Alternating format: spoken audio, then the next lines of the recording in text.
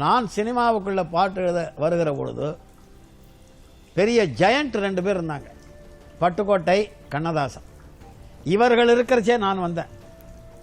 ஆக என்னை நிலைநிறுத்திக்க நான் ரொம்ப என்னை குவாலிஃபை பண்ணிட்டாதான் நிலைநிறுத்திக்க முடியும். அது மாதிரி இளையராஜா சினிமாவில் அன்னக்கிளியில் பிரபலமானார். பட் அந்த அன்னக்கிளியில் அவர் ஒரு இசையமைப்பாளராக அறிமுகமாகிற போது ஏற்கனவே கோடம்பாக்கத்தில் கோலோச்சி கொண்டிருக்கிறார்கள் விஸ்வநாதனும் கேவி மகாதேவனும். இவ்வளோ பெரிய ஜெயண்ட்டுக்கு நடுவில் இவர் வரார்.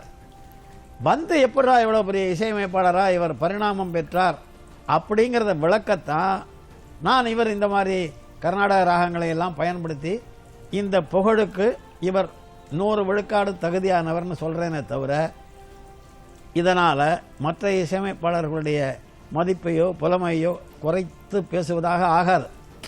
புழக்கத்தில் அதிகமாக நம்ம காதில் கேட்கக்கூடிய ராகமாக இல்லாத ஒரு ராகம் நளின காந்தின்னு ஒரு ராகம்.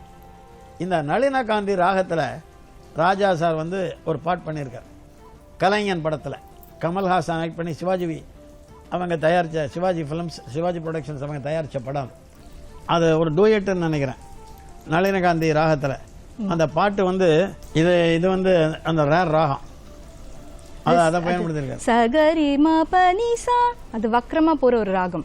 சரிகமா சரளமா போகாம எந்த நெஞ்சில் நீ, அதுவும் அப்படி போட்டிருக்கிறது. கிராமர் மாறாம போட்டிருக்காரு. அது மாதிரி பண்ணிருக்காரு.